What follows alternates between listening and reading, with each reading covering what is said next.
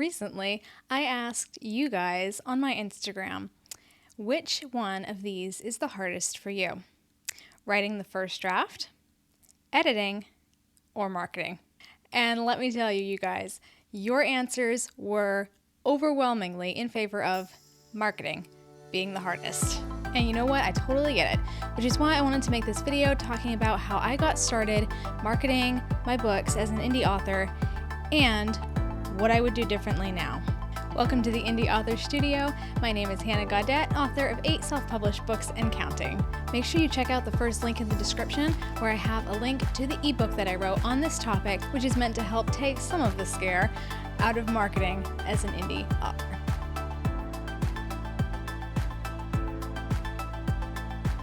Alright guys, when I started marketing, I had no idea what I was doing. I had already published my first 2 books before I really started social media marketing. That's not really something I recommend. I recommend you start marketing before you even publish your first book.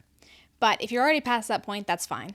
Just start where you are. So when I started, I already had a blog, but that blog did not have a big following. I wasn't very diligent with it.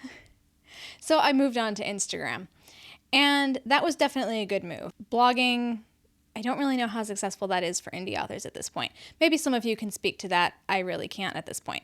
But Instagram is where I have done the bulk of my book marketing. And one of the first things I did was I created this little social media challenge called Work in Progress August.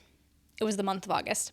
And the challenge was that each day for the first 2 weeks in August, fellow writers would share a certain detail about their work in progress on their own social media platform. And guys, this kind of took off, but here's the reason it took off.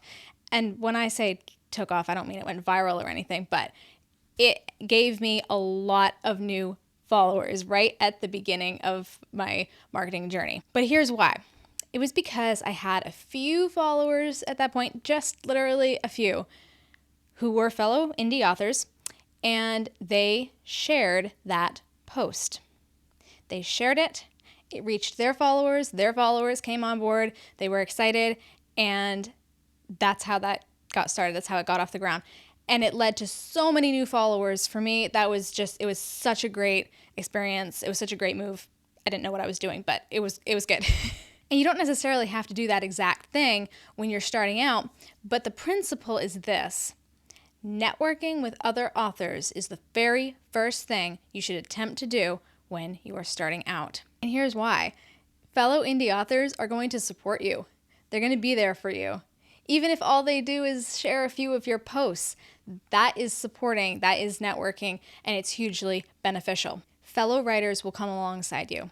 So how do you start networking? Well, start following fellow indie authors, especially those who are early on in their writing journey, because they're likely to be the ones who are going to follow you back and are going to support you and are going to create some camaraderie. Like, comment, and share their posts and reels.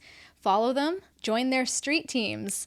Interact in DMs if you've got something that's like, oh, you posted that book. That's one of my favorite books. You know, that kind of thing. Just natural, organic conversations. And please, whatever you do, please don't go into their DMs and say, hey, I wrote this book. Let me know if you want to read it. Just don't. It's just not a good way to market, and it's not a good way to actually develop relationships with your fellow writers, because they're going to feel really bad because they probably can't read your book right now. So just avoid that. You want to foster real relationships with these people, and honestly, you're probably going to find that's one of your favorite parts of the marketing experience is forging relationships with fellow writers. It's really a beautiful thing, and it honestly makes the hard journey of marketing so much better. I'm so grateful for my Writers Gram community. The next thing you should have in the forefront of your mind as you are starting out your marketing journey is this. Your goal is not to get followers. Your goal is to get followers who want what you have. Whether that is your book or it's the other types of content that you're sharing. If you're sharing encouragement or informational things or memes even, But whatever you're sharing, whether that's your book or not your book, you want followers who are engaging with that content because they want to be there. It's organic follower building. The number of followers doesn't matter if they're not engaging with your content. You want a high engagement percentage more than you want a high number of followers. So how do you get those people? Well, your content should be very carefully planned out in advance. I'm not going to go into a lot of detail about branding here, but just as a general note, all of the content you post should be recognizable as you and visually recognizable as you. So it should have similar typography, similar colors, same palette of colors, similar graphics.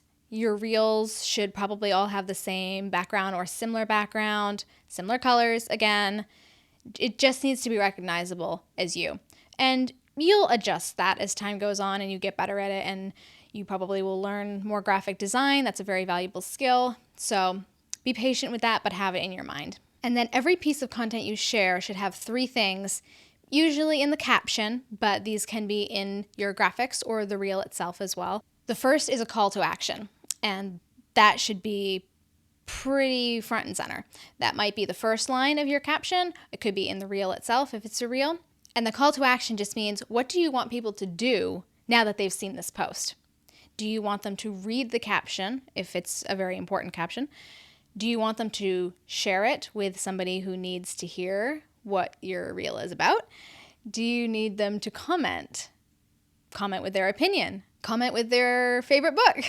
Whatever it is, put that call to action front and center so you start building engagement right then and there. The next thing you should have probably in your caption is your author bio. And I don't mean your official author bio necessarily. I mean something that communicates both you and your book in a short paragraph. Needs to be short, easy to read, quick, but it communicates you and your book with keywords that are going to attract your ideal readers.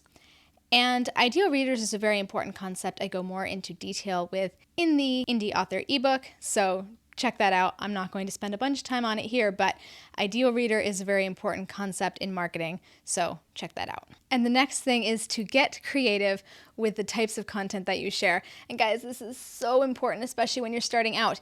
Not every post or reel should be marketing your book.